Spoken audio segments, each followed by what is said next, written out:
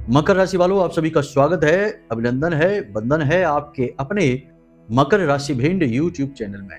तो मकर राशि वालों, जरा ध्यान से समझना, आपकी जिंदगी पूरी तरह से नर्क बनने वाली है, बर्बाद होने वाली है। जी हाँ बंधुओं, तीन भयंकर नकारात्मक घटनाएं आपके जीवन काल में होने ही वाली हैं, हर हाल में होकर रहेंगी। आप इन्हें रोक ही नहीं पाएंगे जब तक कि आप इनके बारे में जान नहीं पाएंगे। इसलिए आज के इस कार्यक्रम को आपको अंत तक अवश्य देखना है, ताकि आप इन 3 घटनाओं के विषय में जो अगले 3 से 5 दिनों में आपके जीवन काल में घटने वाली हैं, इनके बारे में अच्छी तरह से जान जाएं और पहले से ही सावधान हो जाएं। बंधुओं, याद रखना कि यह समय और काल राहु का समय चल रहा है। अब ऐसे में जीवन में विनाश उनके ही होगा जो इस समय पर लापरवाही करेंगे, राहु के विषय में सतर्क नहीं रहेंगे, ज्ञान हासिल नहीं करेंगे और अपने मन गढ़ंत विचारों के साथ जीवन को चलाएंगे, नियम और संस्कारों को नहीं मानेंगे, साथ ही गलतियों पर गलतियां करते चले जाएंगे। ऐसे लोगों का जीवन नर्क बनने वाला है, कोई भी रोक ही नहीं सकता है, क्योंकि विनाश काले विपरीत बुद्धि। तो ऐसे लोगों की बुद्धि विपरीत है और विपरीत बुद्धि वालों का विनाश काल तो निश्चित है। राहु के समय में ही विनाश आता है और अब तो आने वाला समय और भी कठिन होने वाला है, क्योंकि शनि और राहु की युति 29 मार्च को हो जाएगी, जिसे पिशाच योग कहते हैं। ऐसा भयानक योग आपकी कुंडली में बनकर तैयार हो जाएगा। जी हाँ बंधुओं, ऐसे में इसका मतलब यह नहीं है कि आपकी राशि के हर एक जातक के जीवन में अब दुख ही दुख होंगे, कभी सुख आएंगे ही नहीं। जी नहीं, बहुत सारे जातक तो बहुत सुख भोगेंगे, क्योंकि राहु और शनि का मिलन वैसे तो बहुत विनाशकारी होता है, लेकिन जो बड़ी ही सावधानी के साथ ज्ञान को प्रयोग करते हुए सत्कर्मों के साथ आगे बढ़ता है, उसे राहु और शनि रातों रात करोड़पति अरबपति बनाने से पीछे नहीं हटते हैं, माला माल बनाने से पीछे नहीं हटते हैं। याद रखना कि राहु कुंडली का महाशक्तिशाली ग्रह है, जो रातों रात कायाकल्प करने के लिए जाना जाता है। अब यदि आपने राहु को समझ लिया तो 100% आपके लिए आने वाला समय एक सोने की खदान से कम नहीं होगा। बंधुओं, आज का यह विशेष कार्यक्रम आपके जीवन के लिए एक रामबाण औषधि के समान है, क्योंकि आज हम आपको बताएंगे 7 ऐसे बड़े लक्षण जो स्पष्ट कर देंगे कि आपका राहु खराब है या सही है, मतलब कि आपके जीवन में राहु किस प्रकार के परिणाम दे रहा है। जी हाँ बंधुओं, और हम छोटे से लेकर बड़े तक सारे संकेत आपको बताएंगे और एक उम्र एक अवस्था भी बताएंगे कि किस अवस्था पर, किस उम्र पर राहु का प्रभाव पूर्ण रूप से हावी हो जाता है जातक के ऊपर, क्योंकि हर एक ग्रह की एक अपनी उम्र होती है, एक सीमा होती है। तो उस उम्र पर जब जातक पहुंचता है तो वह पूर्ण रूप से उसी ग्रह के प्रभाव में आ जाता है। तो हम वह उम्र भी, वह काल भी बताएंगे, ताकि उस उम्र, उस अवस्था के जो जातक हैं वे ज्यादा सतर्क हो जाएं। जी हाँ बंधुओं, इसी के साथ साथ हम आपको राहु को खुश करने के 3 ऐसे महाशक्तिशाली और बेहद ही चिर परिचित और कारगर उपाय बताएंगे, जिन्हें आपको अब शुरू कर देना चाहिए अपने ऊपर। याद रखना, जिसको राहु मारे उसे फिर कोई न तारे, ये कहावत यूं ही नहीं बनी है। राहु जिसके ऊपर नकारात्मक हो जाता है, उसके ऊपर तंत्र, टोना टोटका, भूत प्रेत, पिशाच सभी हावी होने लगते हैं। राहु खुद एक राक्षस है और राक्षस तो नकारात्मक शक्तियों, पिशाची शक्तियों को ही आकर्षित करेगा। इसलिए इस ग्रह को खुश रखना सबसे ज्यादा जरूरी है आज के इस कलयुग के समय और काल में। जी हाँ बंधुओं, तो बस आज का यह जो कार्यक्रम है, यह मूल मंत्र है, एक चाबी है जो आपकी जिंदगी के उस ताले को खोलेगी जिसके बारे में शायद अब तक आपको किसी ने बताया ही नहीं है, आपको जिसकी भनक तक नहीं है।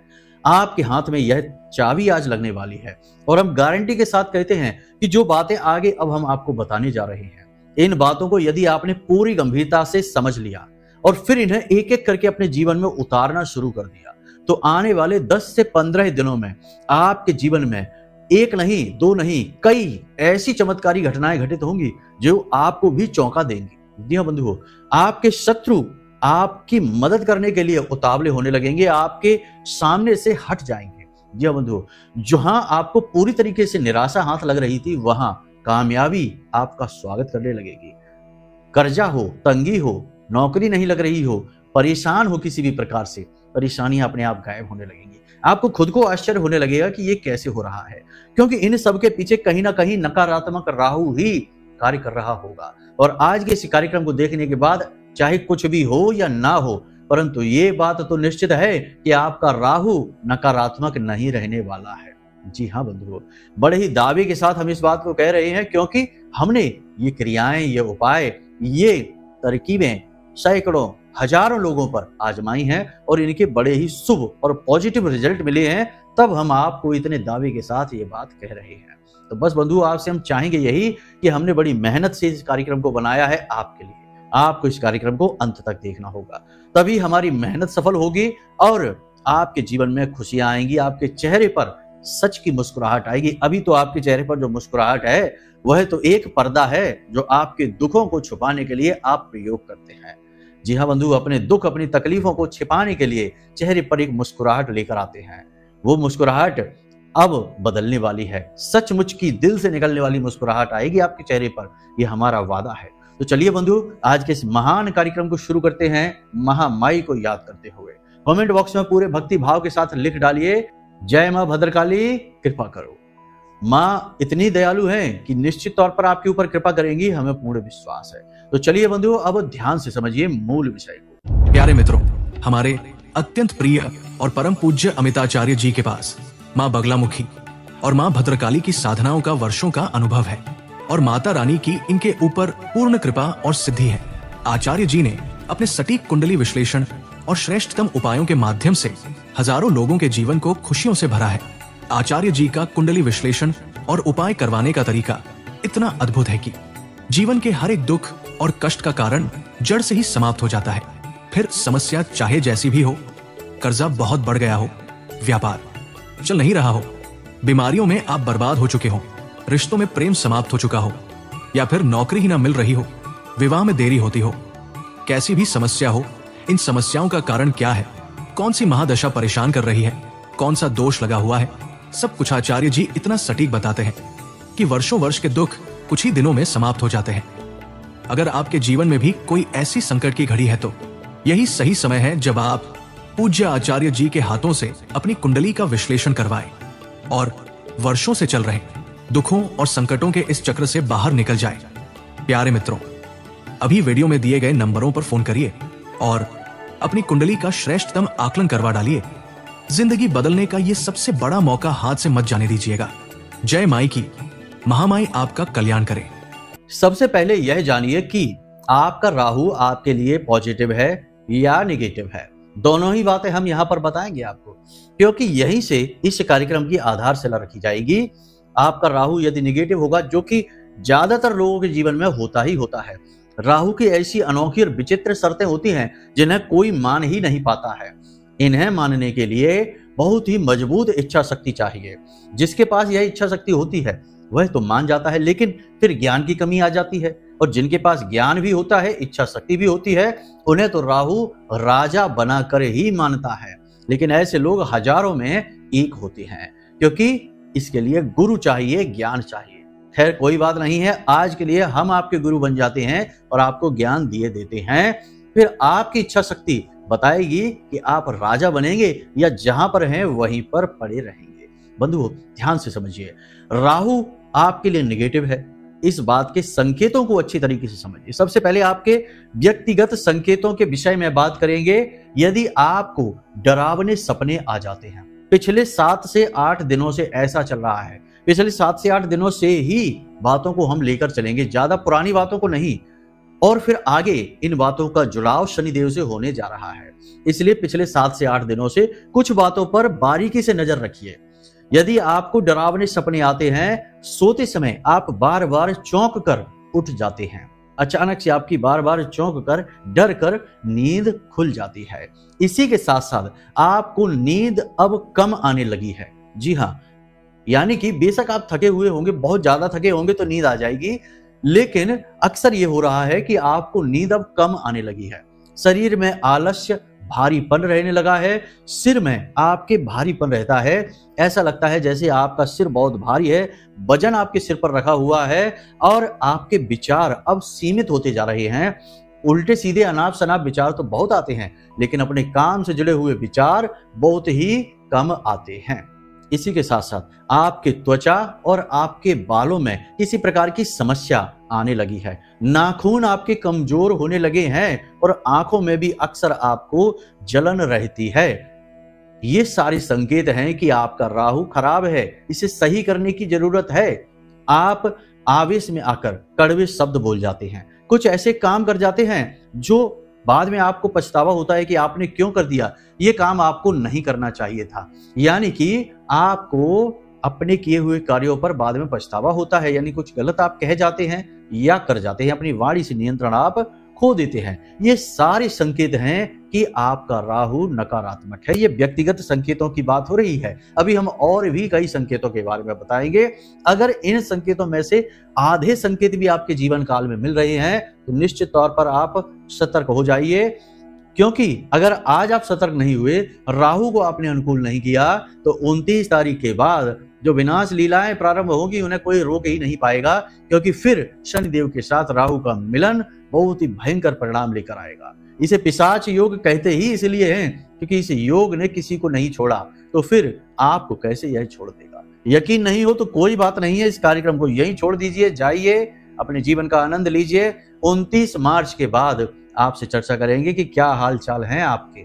जी हाँ बंधु, हम जो बात कहते हैं वो ठोस होती हैं, ज्ञान पर आधारित होती हैं और माई के द्वारा दी गई अनुभूतियों पर आधारित होती है। इसलिए इन बातों को हल्के में मत लेना, बस बारीकी से समझते चले जाना। अब बात करते हैं आपके स्वास्थ्य को लेकर, क्योंकि यहां से भी आपको पता चल जाएगा। हमने ये कह दिया त्वचा और बालों से जुड़े रोग आपको परेशान करने लगेंगे, कुछ ना कुछ रोग, पुरानी कोई एलर्जी उखड़ेगी, ठीक है। इसी के साथ साथ पेट से जुड़े रोग, हाजमा आपका खराब हो जाएगा, अचानक से पेट आपका खराब हो जाएगा, भूख प्यास आपकी कम होने लगेगी, सेहत आपकी कम होने लगेगी। इसी के साथ साथ अपने ही काम में आपका मन अब नहीं लगेगा। ये बात आप याद रखना।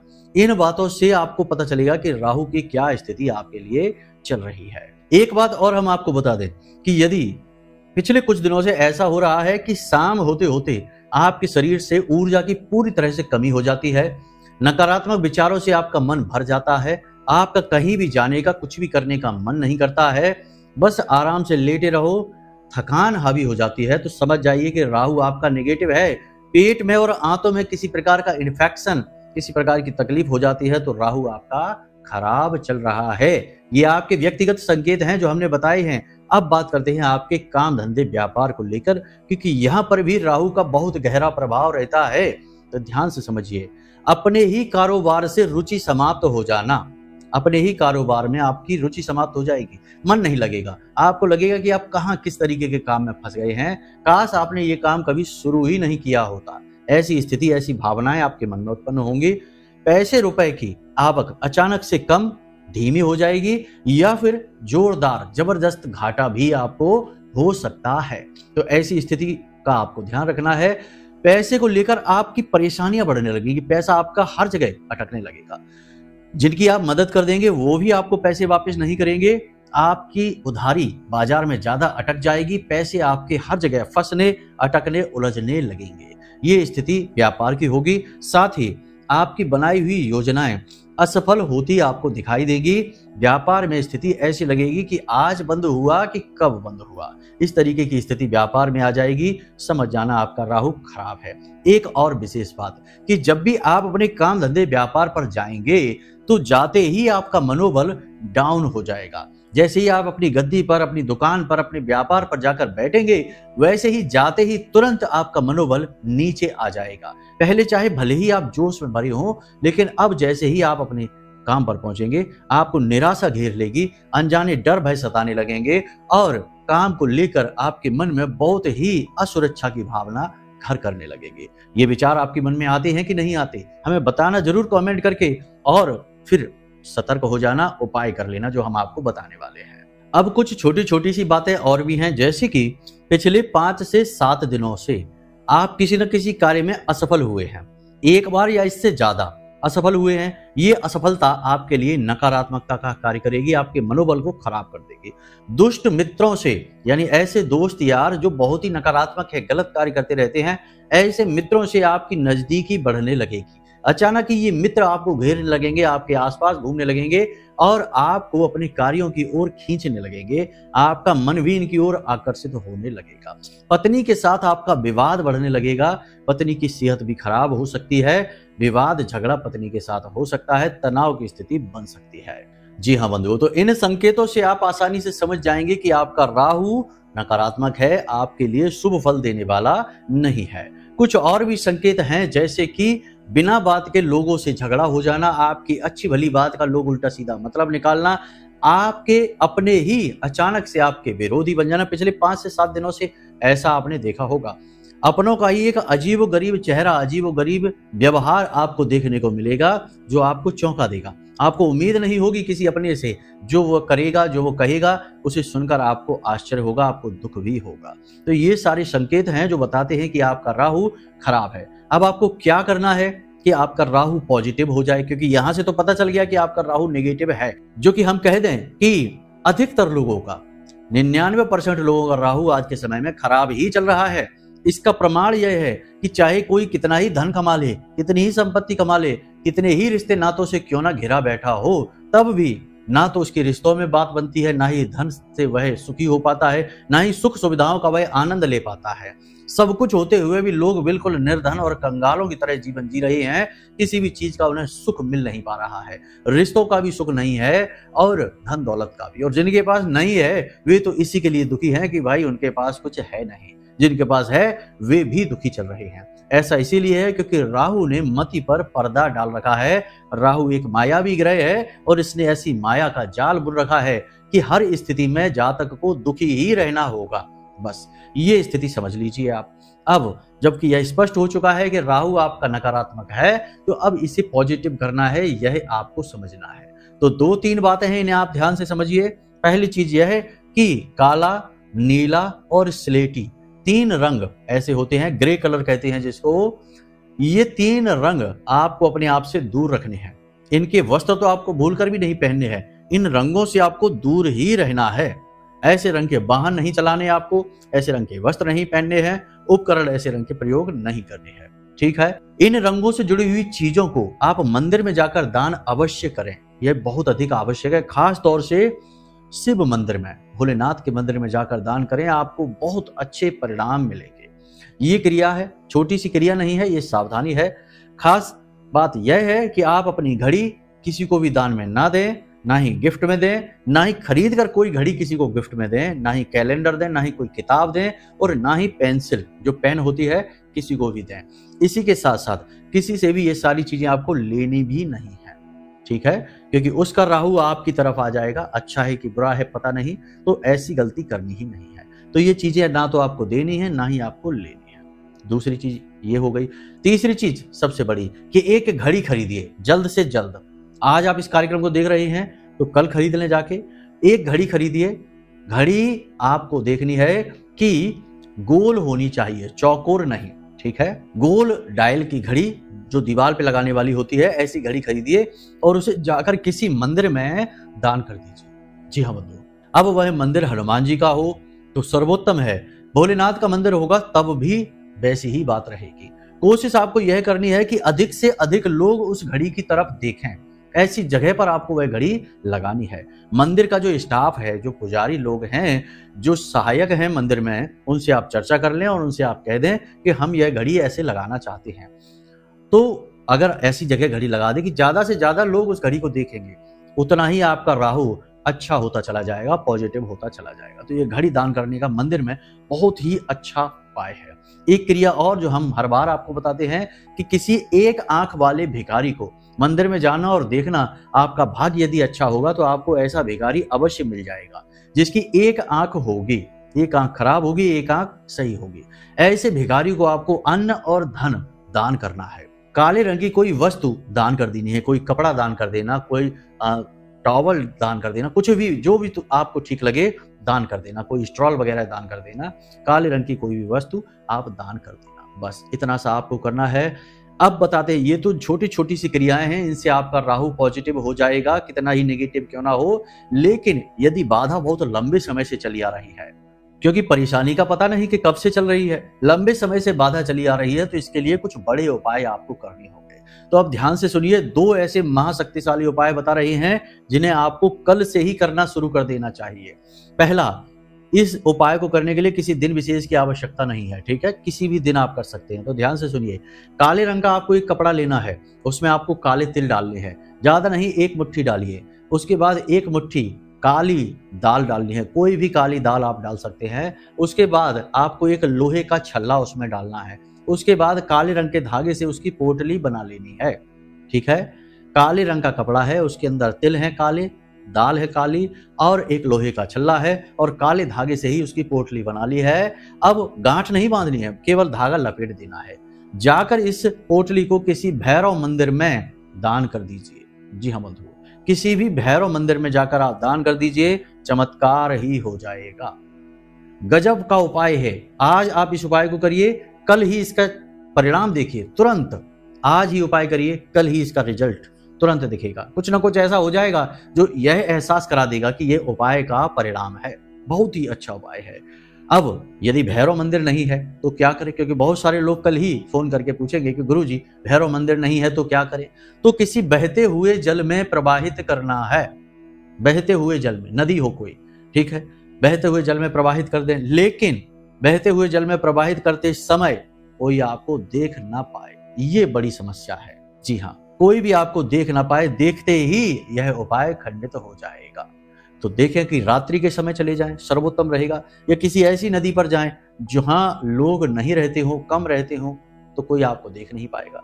तो सर्वोत्तम यह रहेगा कि आप किसी भैरव मंदिर में जाएं और करें। बहुत ही प्रामाणिक उपाय है, बहुत सारे लोगों को इसका हमने रिजल्ट, इसका लाभ लेते हुए देखा है। एक ये उपाय हो गया। दूसरा उपाय, सोमवार के दिन इस उपाय को करना है, ठीक है। सोमवार के दिन क्या करना है आपको कि एक नारियल लेना है। इस नारियल पर आपको नीले रंग का एक धागा लपेटना है।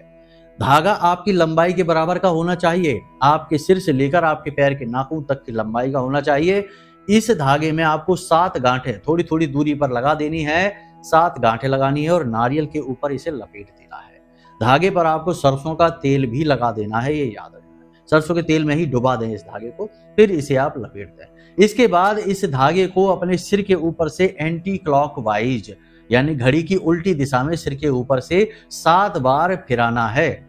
इसे उसारना कहते हैं, उतारना कहते हैं, फिराना कहते हैं। 7 बार फिराना है बस। इसके बाद इस नारियल को ले जाकर किसी बहते हुए जल में विसर्जित कर देना है। बहता हुआ जल यदि नहीं मिले तो फिर किसी एकांत में, एकांत जगह पर पीपल का कोई वृक्ष हो, उस पीपल के वृक्ष के नीचे आपको एक गड्ढा खोदना है और मिट्टी में इस नारियल को दबा देना है। सर्वोत्तम तो यही होगा कि बहते हुए जल में ही प्रवाहित करें, यही सर्वश्रेष्ठ उपाय की विधि है। तो इन उपायों को आप करिए, संकेतों को समझिए, अपने आचरण, अपने व्यवहार को बहुत संभल कर रखिए। हमने इच्छा शक्ति की बात कही, राहु आपकी इच्छा शक्ति पर कार्य करता है। अपने जीवन को नियम संयम के साथ जिए। क्या करना है, क्या नहीं करना है, क्या भला है, क्या बुरा है, इस बात का हमेशा आकलन करते रहें।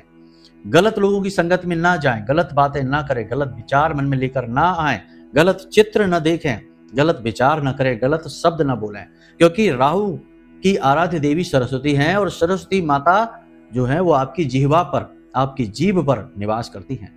आप एक भी शब्द गलत बोलेंगे, गाली गलौज करेंगे, अनाप शनाप बोलेंगे, आपका राहु तुरंत खराब हो जाएगा।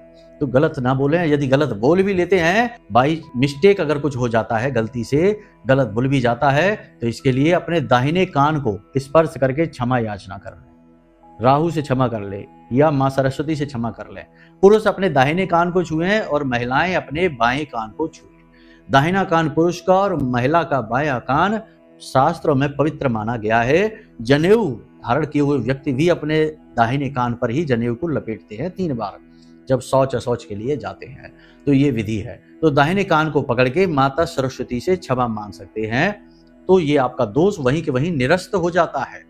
ये विधि है, शास्त्रीय विधियां हैं, ठीक है। बाकी अपने आचरण पर नजर रखिए, अपनी इच्छा शक्ति को बढ़ाइए, अपने काम को समय पर पूरा करिए, लेट लतीफ नहीं करना है और सूर्योदय से पहले जागना है, सही समय पर सोना है। ये सारे नियम बनाकर रखिए, अनुशासन में रहिए, आपका राहु खराब होगा ही नहीं। तो बस आज का कार्यक्रम यहीं तक।